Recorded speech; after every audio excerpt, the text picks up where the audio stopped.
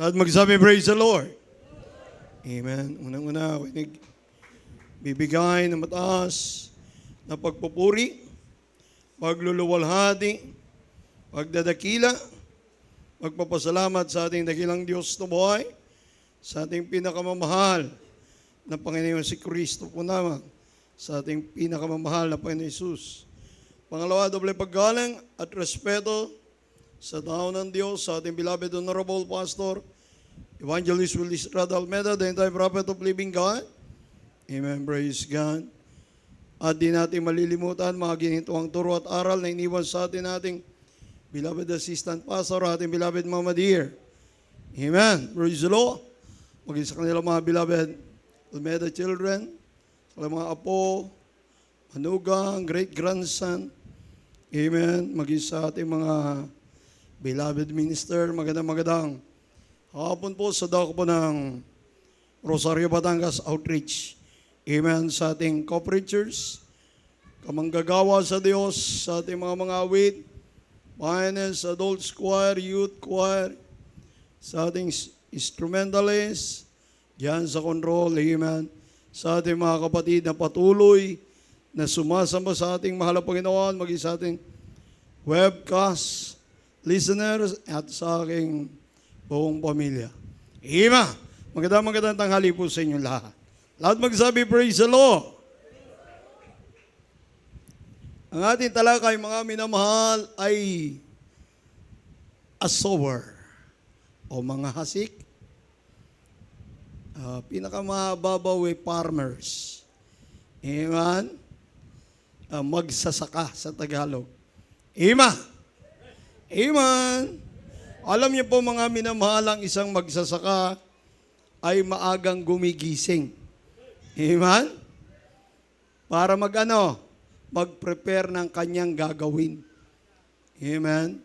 Para i-prepare yung mga materialis niya bago siya pumunta ron sa lupa. Bago niya tataniman yun. Lilinisin niya pa yon mga minamahal. Amen? Kung ilang araw niyang lilinisin yon, kinakailan maganda yung pagkakagiling ng lupa. Hindi puro tingkal. Dapat durog talaga. Amen? Isipin mo, maaga siyang gumigising. Hindi siya nagpapaabot ng init ng araw. Iniingatan niya yung kanyang physical. Amen? Pagdating na alas 9, wala na siya sa bukid. Amen? Yun yung magsasaka. Amen? Kaya yung mga anak ng Diyos, mga minamahal, dapat maaga rin gumigising. Kasi spiritual sower tayo, yung mga minamahal . Tayo yung magsasaka na kung papaano nagtatanim sa pamamagitan ng spiritual na bagay sa paghahayag ng salita ng Diyos. Tayo yung maghahasik. Amen? Gumigising ng maaga, kung kaya, para magpuri sa Diyos. Amen? Para maayos niya, para makita niya yung guide ng mahal na Panginoon sa kanya. Pag walang puri, hindi ka makapagtanim, hindi ka pa makapagsalita ng salita ng Diyos. Kasi ang totoong magsasaka, tapat. Tapat sa kanyang tungkulin. Amen? Masunurin, mapagkumbaba. Amen? Yun yung Kristiyano na kung magtanim, ang iniisip niya yung sa kaluluwatian ng Diyos. Ang iniisip niya, marami siyang maaani. Diba? Minsan may trials. Amen? Minsan may salot sa palayan. Amen? Minsan may bagyo. Amen? Sinisira yung pananim. Ganon din yung ating pagtatanim spiritually. Amen? Kaya ang kailangan, laging nagpupuri. Hindi yung tanim lang ng tanim. Hindi yung hasik lang ng hasik. Kinakailangan ikaw ay marunong magpuri, magpasalamat sa Diyos bago dumilim, bago sumikat ang araw. Amen? Ipapanalangin mo yung lagi mong sinisiran.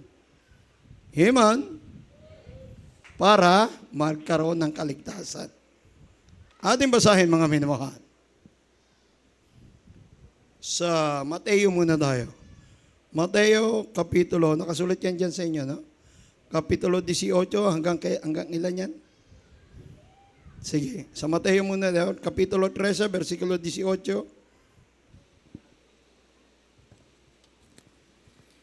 Dito po sa aklat na Mateo Kapitulo 13, talatang 19. Kung ang sino man ay nakikinig ng salita ng kaharian at ito'y hindi niya napag-uunawa, ay pinaroroonan ng masama at inaagaw ang nahasik sa kanyang puso. Amen. Ito yaong nahasik sa tabi ng daan. Sige po, mamaya na po natin isunod. Sige po, mamaya na ulit. Dito muna tayo sa talatang ito.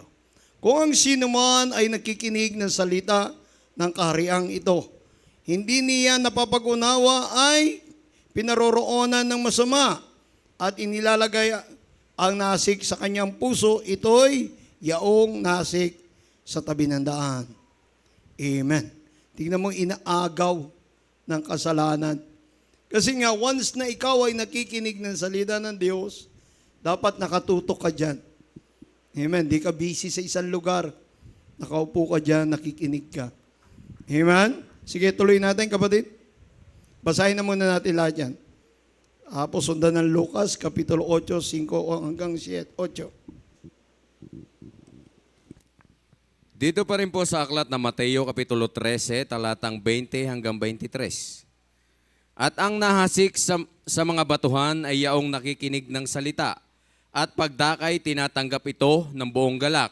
21.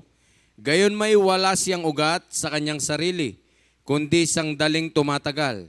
At pagdating ng kapighatian o pag-uusig, dahil sa salita, ay pagdakay natitisod siya. 22. At ang nahasik sa mga duwagan ay yaong dumirinig ng salita. Ngunit ang pagsusumakit na ukol sa sanlibutan at ang daya ng mga kayamanan ay siyang umiinis sa salita at yaoy nagiging walang bunga. Sa 23. At ang nahasik sa mabuting lupa ay siyang dumirinig at nakakaunawa ng salita na siyang katotohanang nagbubunga. Ang ilay tigi-100, ang ilay tiga-60, at ang ilay tigta-30.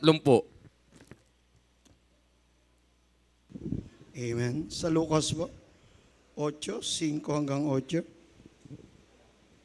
Lucas.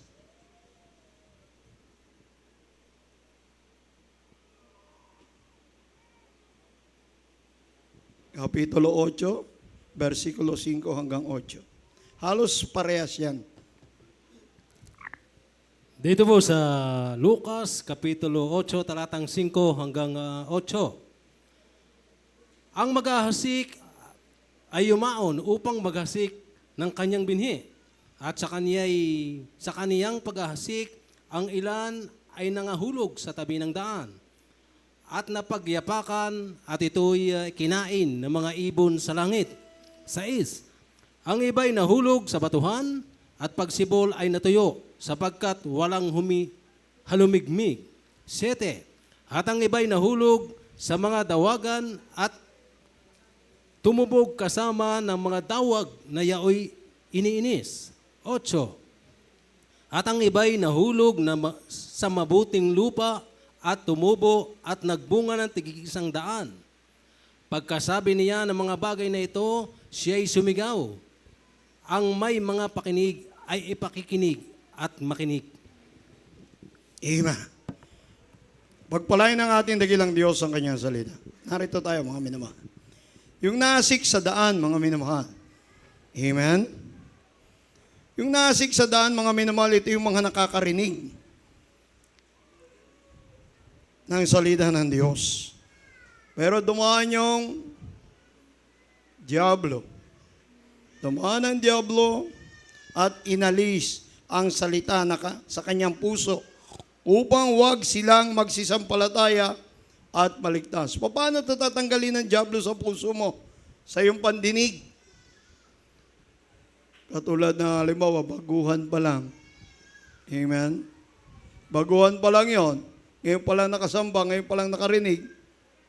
nagustuhan niya yung kanyang sarili, mawawala yung salita ng Diyos. Amen? Hindi pa niya naririnig ng todo, aalis na siya, ganun na nangyayari. Maski sa atin, mga minamahal, minsan matagal na sa mahal ng Panginoon, imbis na makinig ng salita ng Diyos, may sarili siyang bersikulo. Amen? Kasi mapapahamak ang isang espiritu o ang isang tao kapag hindi naging matapat sa pakikinig ng salita ng Diyos. Ang life natin nandun sa pakikinig ng salita ng Diyos. Amen? Praise the Lord. Yung sa batuhan na yan, mga minamahal, yung na sa daanan pala, talagang mawawala. Mawawala, yayapakan, at kinain ng mga ibon. Ganun. Yung pananampalataya ng nasa batuhan, hindi matibay. Amen? Bagamat nakarinig nga, nagalak, natuwa, pagkatapos wala na. Yun nandun sa pangalawa, yun nahulog sa batuhan, tagsibol. Amen? Sumibol siya sa batuhan, natuyo, sapagkat walang halumigmig. Walang nourishment, walang ugatan. Amen? Ano sabi ron? At ang nasik sa batuhan ay yaong nakikinig ng salita. Tinanggap na may galak ang salita. Ang mga ito ay walang ugat. At sa sandaling panahon ay nagsisampalataya. At sa panahon ng tukso ay nagsihiwalay sila. Tingnan mo? Nawala siya in the day of trials. Kaya nga, tignan natin kung saan nakatayo yung ating pananampalataya, mga minamahal. Amen? Ang tinutukoy natin sa pinag-aaralan, yung tayo ng ating maglilingkod sa Diyos. Bagamat nasa mabuting lupa na tayo. Ha? Ano sabi ng Galatians Kapitulo 6, versikulo 7-8? Pakibasa po.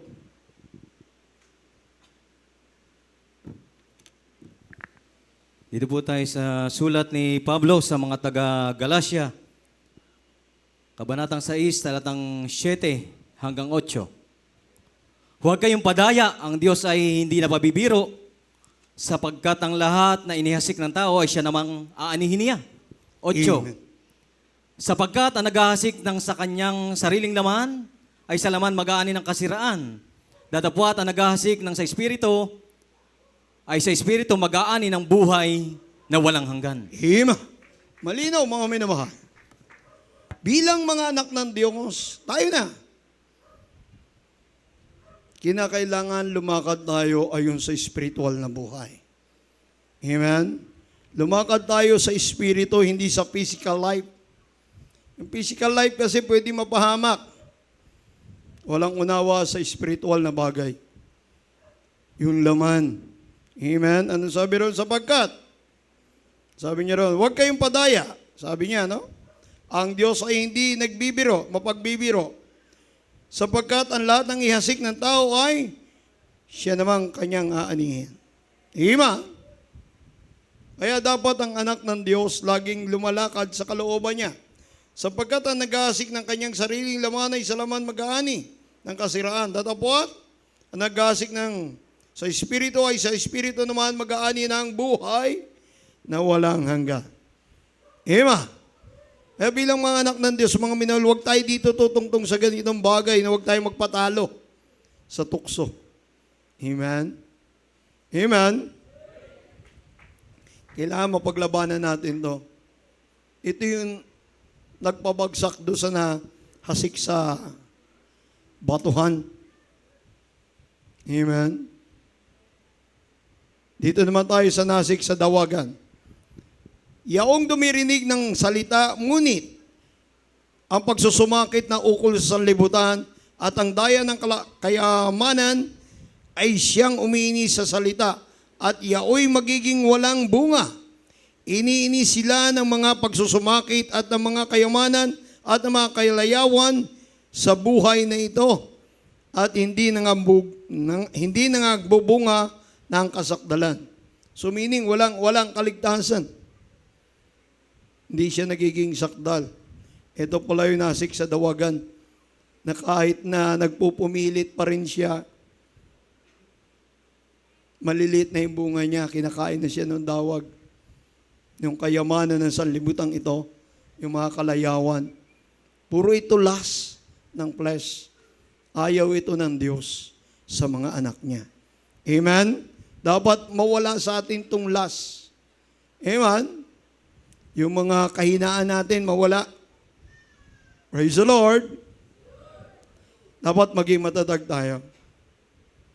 Eto na, sa dawagan, mga minamahal, alam nyo, pag binasa nyo yung buong talata, sinabi pa doon ang malabay noon, nung gabi raw, may pumasok na mandaraya, kalaban nila.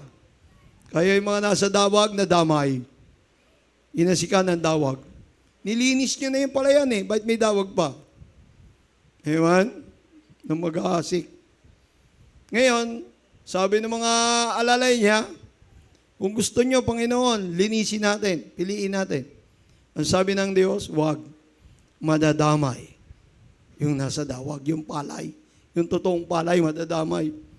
So meaning, kahit ganon, minamahal pa rin ng Diyos. Amen?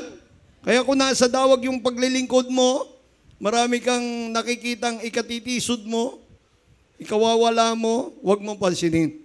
Magpatuloy ka lang. Amen? Amen? Magsabi, praise the Lord.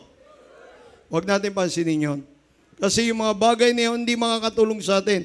Ang tignan natin yung gagawin ng Diyos sa iyong kaligtasan. Kasi lagi nating tatandaan, mga minamahal, yung kaligtasan natin, tayo ang nagtatrabaho niyan. Pag ikaw ang nagkamali, ang kaligtasan mo mapapahamak. Amen?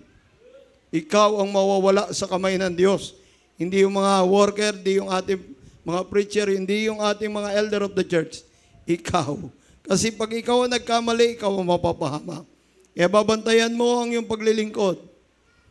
Amen? Iniini sila ng mapagsusumakit at mga kayamanan at mga kalayawan sa buhay na ito. At hindi nangagbubunga ng kasakdalan. Tingnan mo? Mawawala yung kumbaga, yung kaligtasan niya dahil tumingin na siya sa material na bagay. Imbis na magsamba, hindi. Saka na lang. Lumipas na yung buwan, hindi pa rin nakasamba. Hanggang nawala sa mahal na Panginoon. Amen. Naunawaan niyo po, pakibasa po itong last. Galatians 5:21 at talon sa 24 hanggang 25.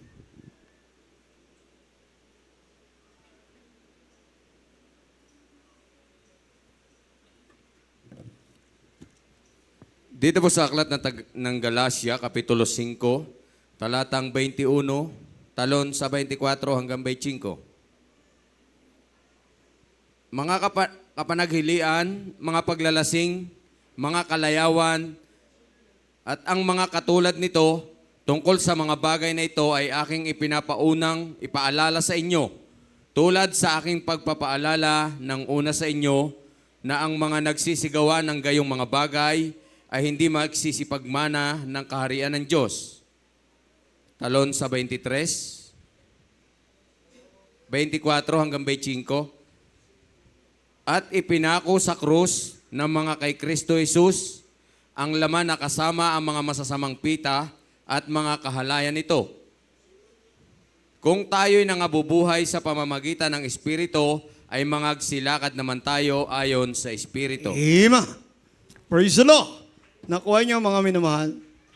Ang sabi ng 21, mga kapanaghilian, mga maglalasing, mga kalayawan at mga katulad nito tungkol sa mga bagay nito ay aking pinagpapaunang ipaalala sa inyo tulad ng aking pagpapaalala ng una sa inyo na ang mga nagsisigawa ng gayong bagay ay hindi magsisipagmana ng kaharian ng Diyos. Amen. Naunawaan natin, mga minamahal. At ito pa, at ipinako sa krus ng mga nakay Kristo Jesus ang laman, sapagkat ang mga masamang pita ay at mga kahalayan nito. Kung magkagayon mga bubuhay sa pamamagitan ng Espiritu at magsisilakad naman tayo ayon sa Espiritu. Di ba napako si Jesus Christ sa krus ng Kalbaryo? Kasama na dun yung ating mga kahinaan. Amen? Lahat ng negative sa atin, kasama na ron. Kaya dapat mabuhay tayo. Ano sabi ron? Kung kayo'y nangabubuhay sa pamamagitan ng Espiritu, magsilakad naman tayo ayon sa Espiritu. Hima, yung lumalakad sa spiritual life, mga minamahal, lumalayo sa kasalanan. Amen? Lagi niyong iintindihin yung kaligtasan ninyo sa mga kayo na makarating. Praise the Lord. At ito maghahasik na ito, mga minamahal, napaka-importante. Dahil sa atin ito. Tayo ito eh. Tayo yung mouth of God. Amen? Tayo yung magsasalita sa tao para sa kaligtasan nila. Actually, may isang tao lumabas ng kanyang bahay, nagbitbit ng sako ng mga buto o yung itatanim niya. Tapos lumakad siya para magtanim. Yung tao na yun, si Jesus Christ. Yung itatanim, yung salita ng Diyos. Amen? Itatanim sa mga tao. Nung marinig yung salita ng Diyos, itinanim sa mga tao, ito'y lumalago sa puso ng tao. Amen? Ikaw yun na gagamitin ng Diyos. Praise the Lord. Tama ba? Ikaw ba yun? Kayo ba yun? Baka kaunti yata nakakaintindi nun. O kakaunti yung umahayo, kaya hindi alam. Alam niyo mga minamahal, ano na eh, hinog na yung palayan, puti na, pwede nang anihin. Kaya kumilos tayo. Amen? Huwag tayong tumingin doon sa nagagawa ng iba. Ang tignan natin yung gagawin ng Diyos sa atin para maka-solwin tayo. Amen? Para yung ating tinatanim na salita ng Diyos, namumunga. Praise the Lord. Amen. Praise God. Tingnan natin yung yung nasik sa magandang lupa. Pakibasa po itong Lucas, Kapitulo 8, versikulo 15. Wala yan dyan.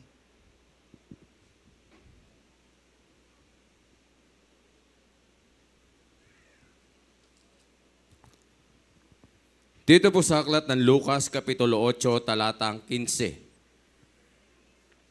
At ang sa mabuting lupa ay ang mga pusong timtiman at mabuti, na iniingatan ang salita, pagkarinig, at nangagbubungang may pagtitiis. Ima! Pagpalain ang ating dakilang Diyos ang kanyang salita. Tingnan mo, ang ganda, no? Di ba?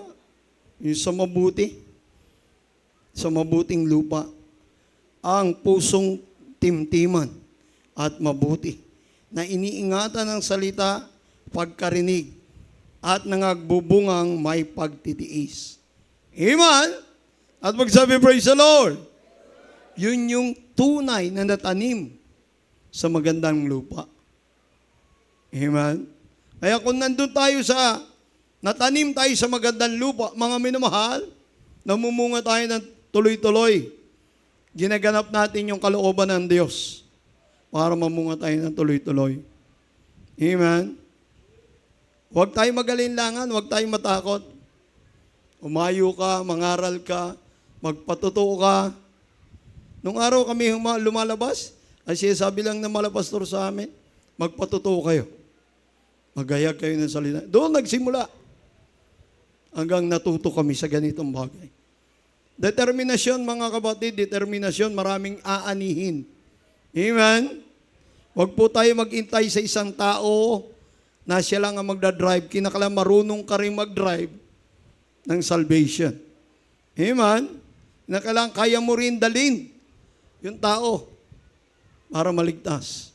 Meron tayong mga gift na yan, kailangan lang nating hingin sa Diyos. Amen? Kailangan nating hingin yan na may pagsusumyamo, may pag-ayuno, 2 meals, 3 days, 5 days, 10 days, kung kakayanin. Kasi nandun yun sa yung prayer eh. Yung gift mo, nandun sa prayer mo. Hihingin mo sa Diyos. Ngayon, pag natanim ka dyan sa magandang lupa, ang ganda ng bunga mo. May pagtitiis ka, may 9 fruit of spirit ka. Praise the Lord. Pag gumana yung 9 fruit of spirit sa'yo, marami kang maani. Amen? Amen? Kasi gumana lang yung pagpapakumbaba sa'yo, panalo ka na eh. May pagsunod ka pa, lalo na. Amen? Pagpapakumbaba, pagsunod, ano pa? Ano pa isa? Pagtitiis ba yun? Pagganap? Amen? Kailangan kasi natin ito mga minamahal, kailangan ipagtrabaho natin ang ating kaligtasan. Tingnan niyo ito Mateo. Pakibasa ito yung Mateo 13:23 at sundan ng 2 Corinthians 9:11 hanggang 12.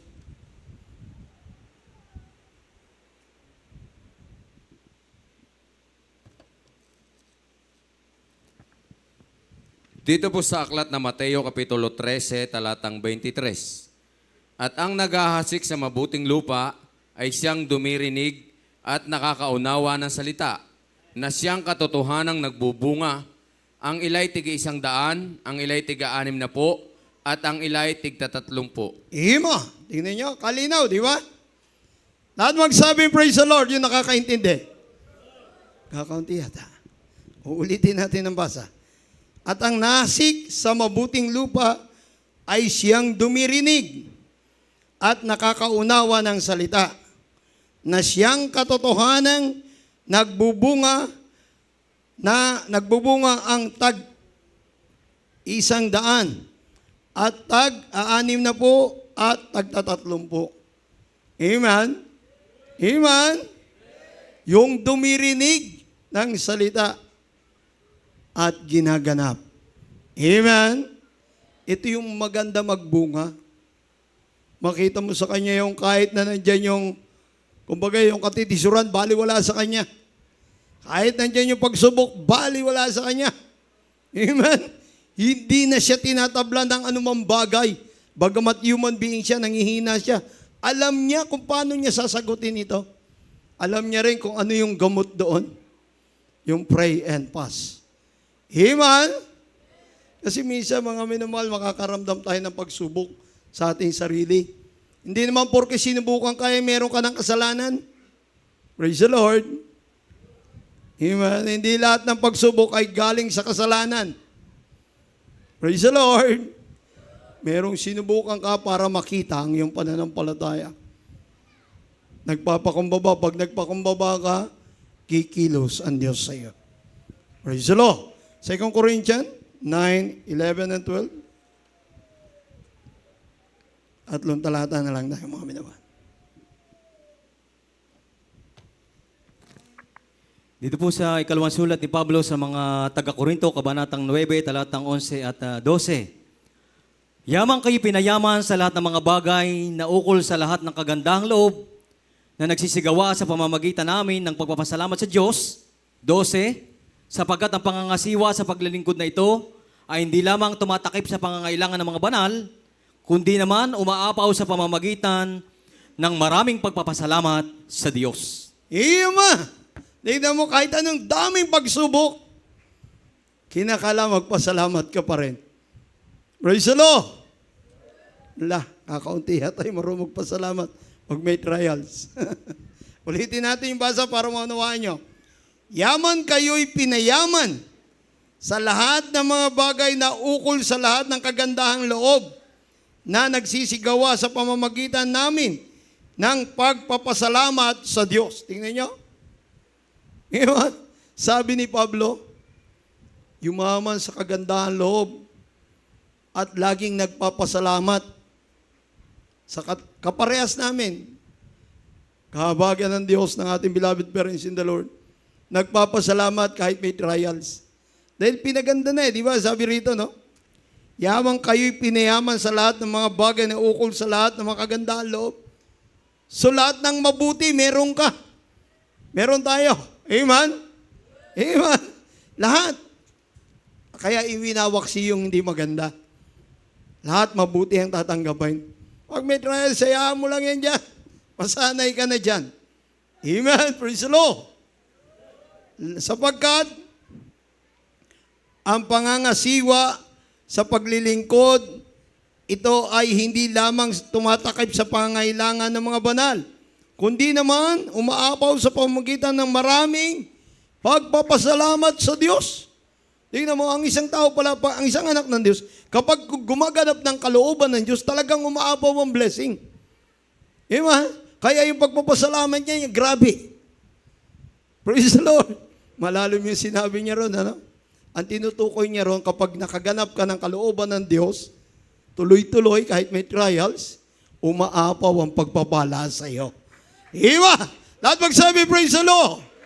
Kaya bilang mga anak ng Diyos, mga minamahal, wala tayong dapat ikamukmok. Amen? Kasi baka tayo pasukin ng insekto doon sa palayan, mapatay lahat yung tinanim mo. Di ba? Dapat pag nagtatanim, marunong magdilig, marunong mag-inspeksyon, marunong tignan, baka may uod, baka ito'y bugok. Amen? Hindi yung pinababayaan. Amen? Tayong lahat, mga minamahal, nagtatanim tayo. Iba't ibang klaseng pagtatanim na spiritual. Doon tayo namumunga eh. Praise the Lord. Philippians chapter 4, 6-9, pakibasa po.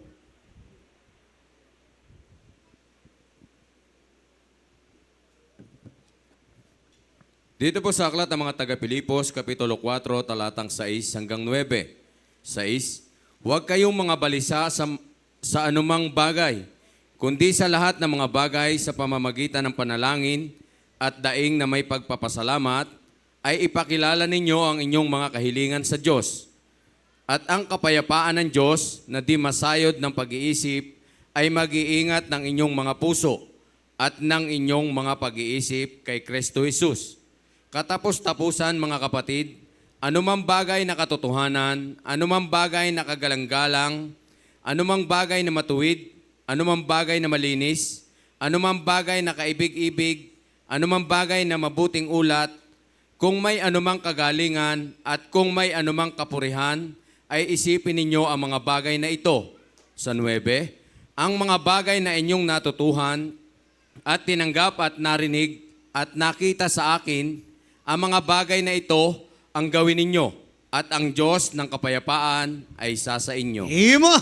Tingnan niyo, sabi ni Pablo, lahat ng bagay na magaling. Lahat na. Amen? Kahit inaapi ka, gawin mo pa rin yung maganda.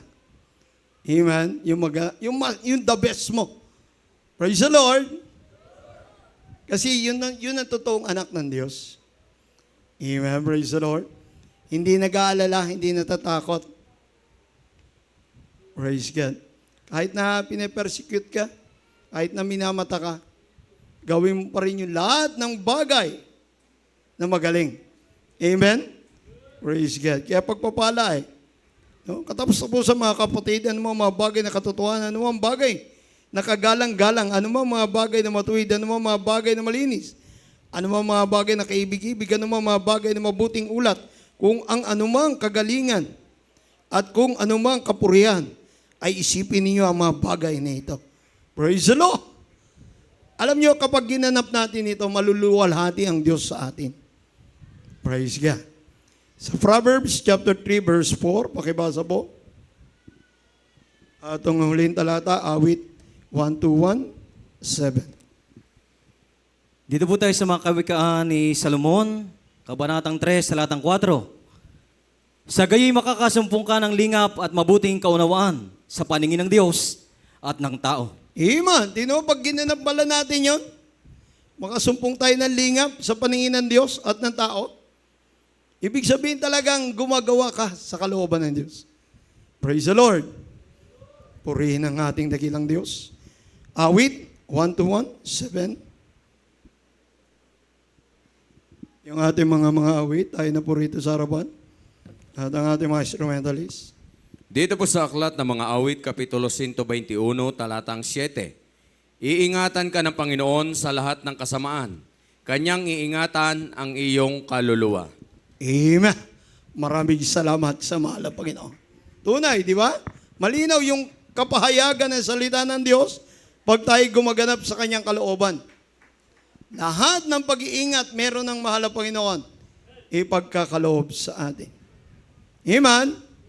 Kaya kung paano ka lalakas, sa'yo rin sarili Pag nagaganap natin yung kalooban ng Diyos, lalakas tayo. Asan yung mga awit natin? Di yata makalakad. Praise the Lord. Lapit na kayo din dahil wala na tayong oras. Medyo alas 3 na. Praise God. Salamat sa ating mahal na Panginoon Jesus. Huwag kang bibigay. Mga minamahal, kausapin natin ang ating mahal na Panginoon. Humingi ka ng tawad sa Diyos, tumingi ka ng tulong sa Diyos, magampanan mo, tungkulin mo sa Kanya. Praise the Lord. At kailangan mong problema, para bang sumusubok ka na, pagod ka na. Buksan mo ang iyong mata, di makakatayo ka pa. Ang Diyos kaibigan, kasama mo siya. Gawin natin isang panalangin dito. Kailangan mong problema, para bang susuko ka na, pagod ka na. Hallelujah. Buksan mo ang iyong mata, di ba't nakatayo ka pa? Alam ng Diyos, kaibigan, kasama mo siya. Yes, Iwa. Huwag kang bibigay, ayaw magsasawa. Huwag kang mapapagod, lalayo ang hihina. Gagamitin ka pa ng Diyos, mahal ka niyang lubos. Huwag kang bibigay, Nasa pagsubok ka, kapatid, huwag kang bibitaw sa kamay ng Diyos. Dahil gagamitin ka pa niya. Katukin mo ang mahal na Panginoon. Walang imposible sa Diyos. Ano ang uri ng pagsubok? Kaya kanya tulungan. Ang kailangan mo lang lumapit sa Diyos.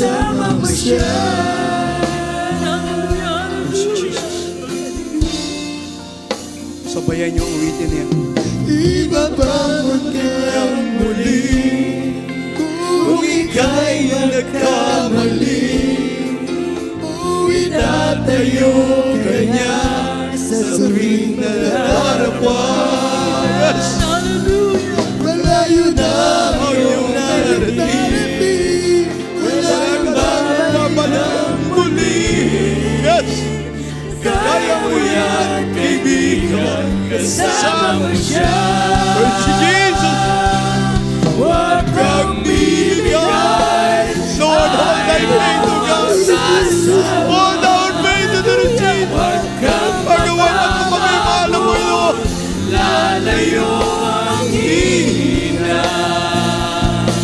Gagamitin ka pa ng Diyos, mahalin ang lubos. Yes! Huwag kang bibigay, ayaw magsasawa. Huwag kang mapapagod, lalayo maghihina. Huwag mawawala ng pag-asa, darating din ang umaga. Huwag kang bibigay, ayaw magsasawa. Huwag kang mapapagod, lalayo maghihina. Huwag mawawala ng pag-asa, darating din ang umaga. Kasama mo siya. Mga minamahal, stanza 1 tayo. Mga kapatid, sabayan niyo makalangit na awitin niya. Kung ika'y nagkamali, Hallelujah! itatayo ka niya sa tuwing may harapan. ng iyong narating. Wala nang babalik ang muli. Oh, kaya mo yan, kaibigan, kasama mo siya. Hallelujah! Hallelujah! Huwag kang Salamat po, mahal po. Pagawagan mo kami, mga kapatid, mahal po yun. Pagawagan mo sila sa pagdating mo. mapapagod, lalayo manghihina. Hallelujah! Diyos, Hallelujah! huwag kang bibigay, ayaw magsasama. Huwag kang mapapagod, lalayo manghihina. Huwag mawawala mag-asa, darating din ang umaga. Huwag kang bibigay, ayaw magsasama. Huwag kang mapapagod, lalayo manghihina. Nanamigyan ka ng Diyos, bahanga niyang lubos. Huwag kang bibigay, ayaw magsasama. Huwag kang mapapagod, lalayo manghihina. Huwag mawawala ng pag-asa, darating din ang umaga. Kasama mo siya. Kasama mo siya. Kasama mo siya. Hallelujah! Mga kapatid, God bless you po. Hallelujah! Mga kapatid, ang ating mahal na Panginoon, laging nakatingin sa atin. Lagi niyang pinakikinggan ang iyong dalangin. Lagi niyang tinitignan ang iyong puso. Tinitignan ng mahal na Panginoon. Nagiging karapat-dapat ka lagi sa Kanya. Hallelujah! Mga minamahal, huwag tayong magpatalo sa pagsusumikit sa buhay na ito. Kailangan lagi tayong overcomer. Malakas ang ating espiritu sa paglilingkod sa Diyos. Lagi tayong kumakatok sa Diyos. Lagi tayong nagpapakumbaba sa mahal na Panginoon na humihingi ng gabay para maging malakas. Lagi tayong dumadalangin sa Diyos. Humihingi ng tulong. Nagpapakumbaba sa mahal na Panginoon upang tayo pagpalay. Hallelujah! Huwag kang mapapagod. Hallelujah! Jesus! Nasa kalagitnaan natin ng ating mahal na Panginoon. Kaya Joel, diyan na lang po yung ma-assist si Brother Joel. Talk to our God, mga minamahal. Huwag kang bibigay, ayaw magsasawa. Hallelujah! Huwag kang mababago, lalayo manghihina. Gagamitin ka pa ng Diyos, Jesus. Mahal ka niya ang lubos. Huwag kang Bibigay, ayaw magsasawa. Huwag kang mababago. Hallelujah! Huwag mawawala ng pag-asa. Hallelujah! Hindi lang umaga.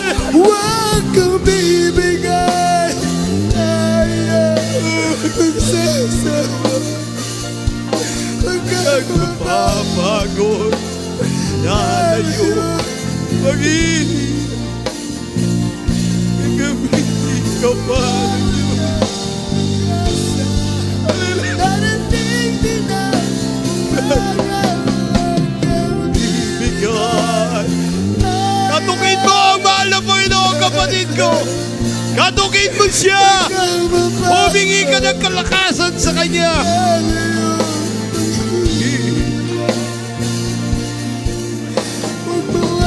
Wala magpag-asa. Hindi na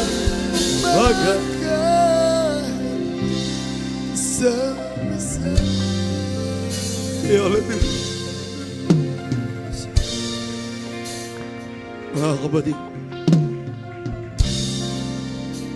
yung presensya ng Diyos, yung banal na Espiritu ng Diyos, hindi kayang bayan. Yung kagalakan sa iyong puso, habang tumutulo ang iyong luha, natutuwa sa iyo ang mahal na Panginoon. Yung kailangan mo, yung prayer mo, aabutin niya. Peace, Jesus. Tayo dumalangin. Opo, dakilang Diyos, amang banal sa pangalan ni Jesus, mahal na Panginoon, marami pong salamat sa iyong banal na Espiritu, nagbibigay lakas sa amin sa tuwi-tuwi na, O Diyos.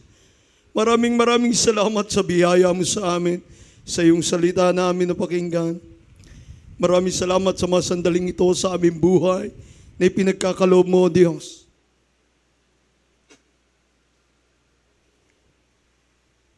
Sa kalakasan sa araw-araw, O Diyos.